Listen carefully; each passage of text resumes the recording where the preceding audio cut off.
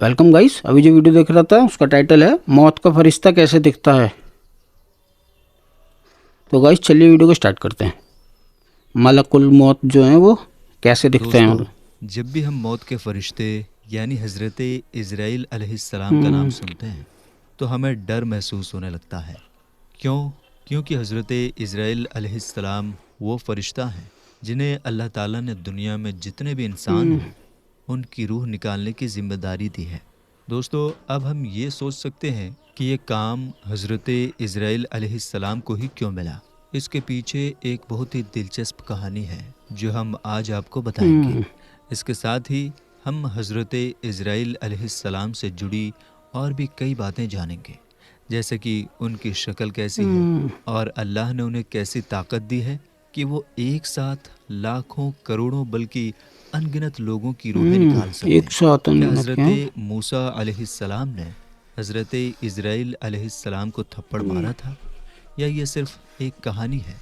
और क्या कभी ऐसा हुआ कि हज़रत इज़राइल अलैहिस्सलाम को किसी की रूह निकालते हुए दुख हुआ हो?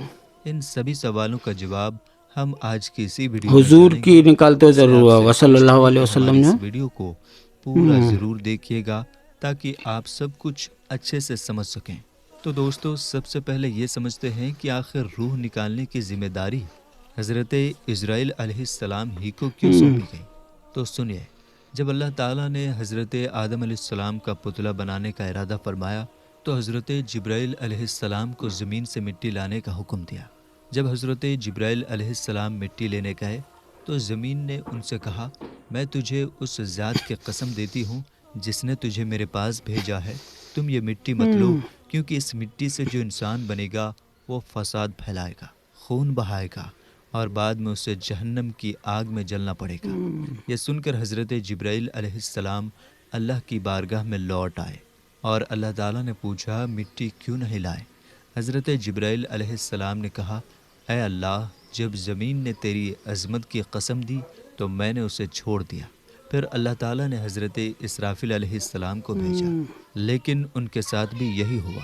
फिर मीकाइल अलैहिस्सलाम को भेजा गया, लेकिन उनके साथ भी वही हुआ।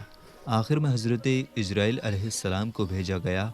जब ज़मीन ने उन्हें भी वही जवाब दिया तो हज़रत इज़राइल अलैहिस्सलाम ने कहा, ऐ ज़मीन, जिस ज़ात ने मुझे तुम्हारे पास भेजा है वो तुझसे ज़्यादा अज़मत व इज़्ज़त वाला है, मैं उसके हुक्म के सामने तुम्हारी बात कैसे मान सकता हूँ। इस तरह हज़रत इज़राइल अलैहिस्सलाम ने ज़मीन की अलग अलग जगहों से मिट्टी ली और अल्लाह की बारगाह में हाजिर हो गए। तब अल्लाह ताला ने फरमाया, क्योंकि तुम ये मिट्टी लेकर आए हो, अब तुम ही उनकी रूह निकालने वाले हो।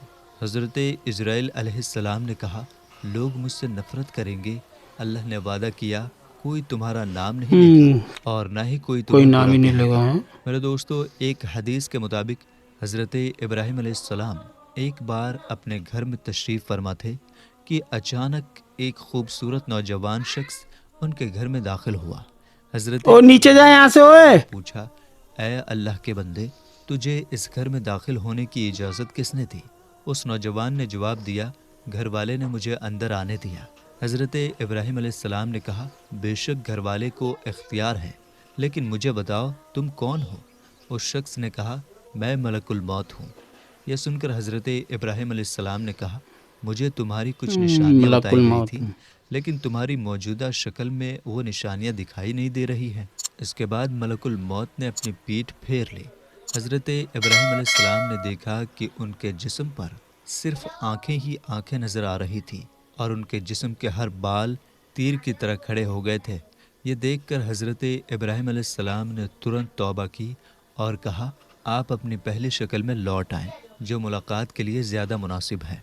एक और रिवायत के मुताबिक जब मलकुल मौत अलैहिस्सलाम ने पीठ फेर ली तो उन्होंने उस शक्ल को देखा जिसमें वो बुरे लोगों की रूहों को कब्ज़ करते हैं। इब्न मसूद रदी अल्लाह ताला अन्हु, इब्न अब्बास रदी अल्लाह ताला अन्हु की रिवायत के मुताबिक हज़रत इब्राहिम अलैहिस्सलाम ने मलकुल मौत से कहा, मुझे वो शक्ल दिखाओ जो काफिरों और गुनहगारों के लिए होती हैं। मलकुल मौत ने कहा, यह तुम्हारी ताकत से बाहर है। इसके बाद मलकुल मौत ने उन्हें वो शक्ल दिखानी शुरू की। حضرت ابراہیم علیہ السلام نے دیکھا کہ ایک کالے شخص کے سر سے آگ کے شعلے نکل رہے تھے۔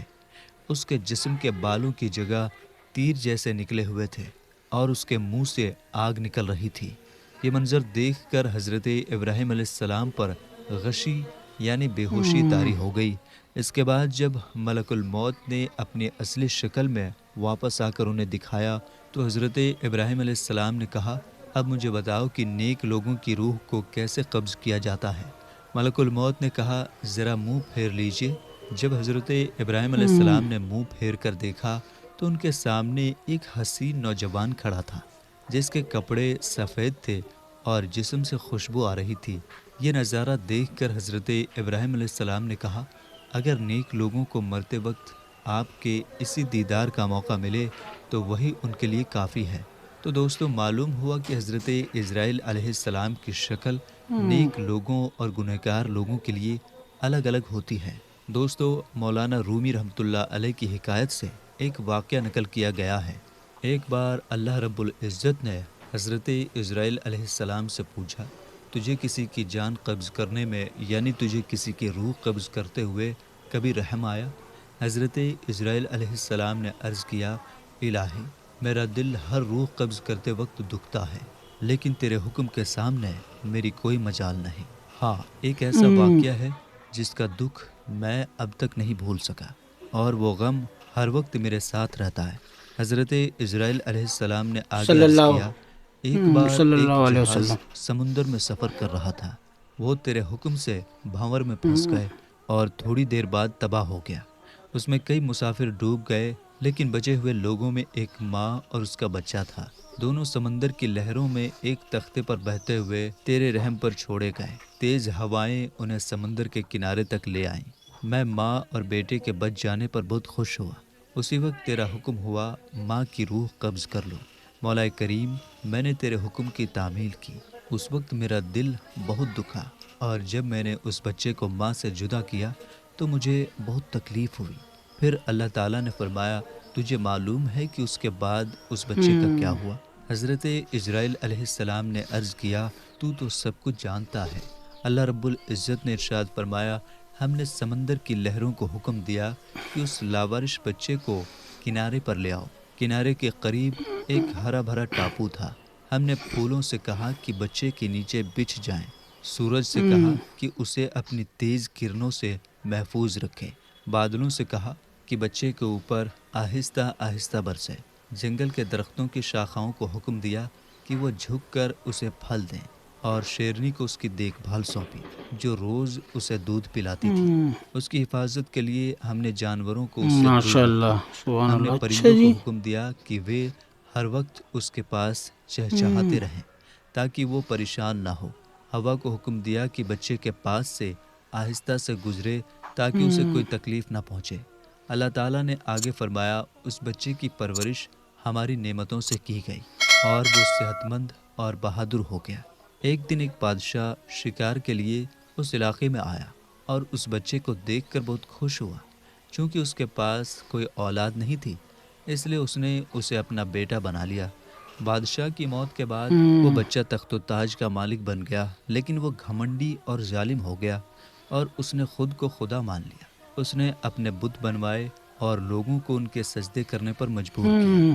آخرکار اچھا جی، ہم نے فرعون اس کے سدھار کے لیے اپنے پیارے فرعون خلیل فرعون تھا، ہوتا ہے نا۔ حضرت ابراہیم علیہ السلام کو بھیجا، لیکن اس ظالم نے حضرت ابراہیم علیہ السلام کو آگ میں پھینک دیا۔ اب وہ میرے بندوں کو میری راہ سے بھٹکا رہا ہے اور وہ میرے حکم کی مخالفت کرتا ہے۔ حضرت اسرائیل علیہ السلام نے عرض کیا، اے مخلوقات کے خالق، میں اس سرکش بچے کی حالت سے بے خبر ہونے کی وجہ سے ہمیشہ دل میں ملامت رکھتا تھا، لیکن تیرے راز تو ہی جانتا ہے۔ حضرت ابو ہریرہ رضی اللہ تعالیٰ عنہ فرماتے ہیں کہ بے موت شک کے بے فرشتے شک۔ کو حضرت موسیٰ علیہ السلام کی طرف انسانی صورت میں بھیجا گیا تھا۔ جب وہ فرشتہ آیا تو حضرت موسیٰ علیہ السلام نے اسے تھپڑ مار کر اس کی آنکھ پھوڑ دی۔ پھر وہ فرشتہ اللہ تعالیٰ کے پاس گیا اور عرض کیا، اے اچھا اللہ، جی، تو نے مجھے ایسے بندے کے تھپڑ پاس مار کے بھیجا آنکھ پھوڑ جو دیا۔ مرنا ہی نہیں چاہتا۔ اللہ تعالیٰ نے ان کی آنکھ ٹھیک کر دی اور فرمایا، ان کے پاس دوبارہ جاؤ اور انہیں کہو کہ اپنا ہاتھ کسی بیل کی پیٹھ پر رکھیں۔ جتنے بال ان کے ہاتھ کے نیچے آئیں گے، ہر بال کے بدلے انہیں 1 سال زندگی ملے گی۔ یہ سن کر حضرت موسیٰ علیہ السلام نے پوچھا، پھر اس کے بعد کیا ہوگا؟ اللہ تعالیٰ نے فرمایا، پھر موت آئے گی۔ حضرت موسیٰ علیہ السلام نے کہا، پھر ابھی ہی ٹھیک ہے، لیکن انہوں نے اللہ تعالیٰ سے یہ دعا کی کہ مجھے مقدس سرزمین کے قریب ایک پتھر پھینکنے کی دوری پر پہنچا دیا جائے۔ رسول اللہ صلی اللہ تعالیٰ علیہ وسلم نے فرمایا، اگر میں وہاں ہوتا صلی تو اللہ میں علیہ تمہیں وسلم۔ راستے کے ایک طرف سرخ رنگ کی ٹیلے کے نیچے ان کی قبر دکھاتا۔ دوستو، اس واقعے کو سن کر ذہن میں یہ سوال آتا ہے کہ آخر ایسا کیوں ہوا؟ اس بارے میں ابن بطالہ رحمۃ اللہ علیہ لکھتے ہیں کہ اللہ تعالیٰ نے فرشتے کو حضرت موسیٰ علیہ السلام کی امتحان کے لیے بھیجا تھا، نہ کہ ان کی موت لینے کے لیے۔ چونکہ فرشتہ انسانی شکل میں آیا تھا، اس لیے حضرت موسیٰ علیہ السلام نے انہیں پہچان نہیں پایا اور یہ واقعہ پیش آیا۔ دوستو، روایات میں آتا ہے کہ اللہ تعالیٰ نے ملک الموت کو فرمایا، میرے حبیب اور میرے محبوب محمد صلی اللہ تعالیٰ علیہ وسلم کی طرف چلے جاؤ اور بہت ہی خوبصورت شکل اختیار کر کے حاضری دینا اور ان کی روح قبض کرنے میں بہت زیادہ نرمی سے کام لینا۔ بس حضرت ملک الموت علیہ السلام زمین پر اتر کر ایک عرب کی طرح آپ صلی اللہ تعالیٰ علیہ وسلم کے دروازے پر آ کر کھڑے ہو گئے۔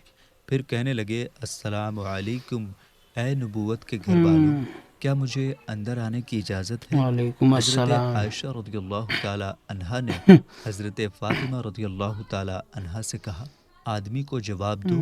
تو حضرت فاطمہ رضی اللہ تعالیٰ عنہا نے کہا، اے اللہ کے بندے، اللہ تجھے ہر قدم پر اجر عطا فرمائے۔ رسول اللہ صلی اللہ تعالیٰ علیہ وسلم اپنے نفس میں مشغول تھے۔ تھوڑی دیر صلی اللہ علیہ بعد اس نے وسلم۔ پھر پکارا، کیا میں داخل ہو سکتا ہوں؟ مجھے ضرور داخل ہونا ہے۔ تو رسول کریم صلی اللہ تعالیٰ علیہ وسلم نے فرمایا، دروازے پر کون ہے؟ انہوں نے عرض کی، اے اللہ کے رسول، صلی اللہ ایک علیہ آدمی وسلم۔ دروازے پر اندر آنے کی اجازت مانگ رہا ہے۔ ہم نے اسے 2 بار جواب دیا تو اس نے تیسری بار پکارا، جس سے میری جان کانپنے لگی۔ رسول اللہ صلی اللہ تعالیٰ علیہ وسلم نے فرمایا، اے فاطمہ، کیا تم جانتی ہو دروازے پر کون ہے؟ یہ لذتوں کو ختم کرنے والا ہے، جماعتوں کو بکھیرنے والا ہے اور عورتوں کو بیوہ کرنے والا ہے، بچوں کو یتیم کرنے والا ہے، یہ گھروں کو بے آباد ملک الموت۔ اور قبروں کو آباد کرنے والا ہے، یہ ملک الموت ہے۔ پھر فرمایا، اے ملک الموت، اللہ آپ پر رحم کرے، داخل ہو جاؤ۔ بس ملک الموت علیہ السلام رسول کریم صلی اللہ تعالیٰ علیہ وسلم کی بارگاہ میں آئے تو رسول اللہ صلی اللہ تعالیٰ علیہ وسلم صلی نے اللہ فرمایا، علیہ وسلم۔ اے ملک الموت، تم صرف میری زیارت کرنے کے لیے آئے ہو یا روح قبض کرنے کے لیے؟ انہوں نے عرض کی، میں دونوں کام کے لیے آپ کے پاس آیا ہوں۔ مجھے اللہ تعالیٰ نے حکم دیا کہ میں آپ کی اجازت کے بغیر آپ کے گھر داخل نہ ہوں اور آپ کی روح آپ کی اجازت کے بغیر نہ لوں۔ اگر آپ اجازت دیں تو ٹھیک ہے، ورنہ میں اپنے رب کے پاس لوٹ جاؤں گا۔ میرے دوستو، یہ ہے میرے محبوب کی شان۔ آپ صلی اللہ تعالیٰ علیہ وسلم کے جسم انور سے بے روح شک قبض بے کرنا شک، تو ماشاء اللہ۔ درکنار، ان کی اجازت کے بغیر ان کے گھر میں بھی داخل نہیں ہو سکتے۔ حضرت اسرائیل علیہ السلام نے کہا، یا رسول اللہ صلی اللہ تعالیٰ علیہ وسلم، میں بڑے بڑے بادشاہوں کی روحیں نکالتا ہوں، صلی لیکن اللہ کسی علیہ سے وسلم۔ بھی نہیں پوچھتا، کسی سے اجازت نہیں لیتا، لیکن اللہ رب العزت نے حکم دیا ہے کہ میرے محبوب کے گھر ماشاء جانے اللہ، کی بھی سبحان اللہ۔ اجازت لینی ہے اور روح قبض کرنے کی بھی اجازت لینی ہے۔ اگر وہ اجازت دیں تو اندر جانا، اگر اجازت دیں تو روح قبض کرنا، ورنہ لوٹ کر واپس میری بارگاہ میں آ جانا۔ دوستو، یہ ہے میرے پیارے نبی حضور پاک صلی اللہ تعالیٰ علیہ وسلم کا مقام، لیکن آج کے گمراہ قسم کے لوگ صلی اس اللہ اعلیٰ علیہ مقام کو وسلم۔ سمجھتے ہی نہیں اور اسے اپنی مثل قرار دیتے ہیں۔ یہ تو وہ مقام ہے جہاں ملک الموت دست بستہ ہو کر پوچھ رہا ہے کہ میرے رب نے حکم فرمایا ہے کہ اگر میرے محبوب صلی اللہ تعالیٰ علیہ وسلم روح قبض کرنے کی اجازت دیں تو ٹھیک ہے، ورنہ صلی اللہ گستاخی نہ علیہ کرنا وسلم۔ اور فوراً لوٹ کر میری بارگاہ میں حاضر ہو جانا۔ اس بات کی گواہی حدیث میں موجود ہے کہ خالق کائنات نے حضور نبی کریم صلی اللہ تعالیٰ علیہ وسلم کو باقاعدہ اختیار دیا تھا صلی اللہ کہ اے علیہ محبوب وسلم اگر ہمیشہ کی زندگی چاہو تو ہمیشہ زمین پر چلتے پھرتے رہو اور چاہو تو میرے پاس آؤ۔ یہ آپ صلی اللہ تعالیٰ علیہ وسلم کی چاہت تھی کہ آپ نے فرمایا اے اللہ میں نے صحابہ کو سب کچھ بتا دیا ہے، اب میں رفیق اعلیٰ کو پسند کرتا ہوں۔ یہ اختیار کسی اور کو نہیں دیا گیا ہے، کچھ انبیاء علیہم السلام کو دیا گیا ہے لیکن ایک فکس ٹائم کے لیے کہ جتنا عرصہ رہنا چاہو رہ لو، لیکن آخر تمہیں آنا پڑے گا۔ لیکن رسول کریم صلی اللہ تعالیٰ علیہ وسلم کو خالق کائنات نے اختیار دے دیا تھا کہ چاہو تو ہمیشہ کے لیے زمین والی زندگی گزارو اور چاہو تو میرے پاس آ جاؤ۔ نبی کریم صلی اللہ تعالیٰ علیہ وسلم نے اپنے اختیار سے اللہ کی رفاقت کو پسند فرما لیا، یعنی اللہ کے صلی پاس اللہ جانے علیہ کو وسلم۔ پسند کیا۔ حضرت ملک الموت علیہ السلام نے عرض کیا کہ میں آیا ضرور ہوں، میرا مقصد تو آپ کی زیارت کرنا ہے اور اگر اجازت دیں تو روح قبض کر لوں، لیکن یہ روح قبض کرنا آپ کی اجازت سے مشروط ہے کہ اجازت ہو تو ٹھیک ہے ورنہ چلا جاؤں گا۔ اللہ تعالیٰ سے دعا ہے کہ ہمیں موت کی تیاری کی توفیق بخشے اور ہماری روح کو آسانی سے قبض کیا جائے تاکہ ہمیں ملک آمین الموت ثم کی آمین۔ وہ شکل دیکھنے کو ملے جو آمین۔ نیک لوگوں کے لیے ہوتی ہے۔ آمین۔ تو دوستو یہ تھی ہماری آج کی دلچسپ ویڈیو۔ ہمیں آمین۔ امید ہے کہ ویڈیو آپ کو پسند آئی ہوگی۔ ویڈیو پسند آنے کی صورت میں لائک اور شیئر کیجیے۔ ملیں گے انشاءاللہ تعالیٰ اگلی ویڈیو میں۔ السلام علیکم، اللہ حافظ۔ اس ویڈیو کو لائک کر دینا، شیئر بھی کر دینا۔ وعلیکم السلام، اللہ حافظ۔ مطلب ماشاءاللہ دیکھ لو، ملک الموت بھی گھر کے اندر بھی پوچھ کے جا رہے ہیں، نبی کے گھر پہ جب جا رہے ہیں کہ میں حضور میں اندر آ سکتا ہوں، اور روح نکالنے کے لیے بھی پوچھ رہے ہیں کہ میں آپ کی روح نکال سکتا ہوں، کیا مقام ہے مطلب ہمارے حضور صلی اللہ علیہ وسلم جی کا۔ ملک الموت تک پوچھ کے جاتے ہیں ان سے، ماشاءاللہ سبحان اللہ۔ بس یا اللہ سبھی کو جنت میں جانے کی توفیق عطا فرمائے۔ سو گائس یہی تھا آج کا ویڈیو، امید آپ کو ویڈیو پسند آیا ہوگا۔ ہمارے چینل کو سبسکرائب کر دینا، اوریجنل ویڈیو کا لنک ڈسکرپشن سے لے لینا۔ اللہ حافظ۔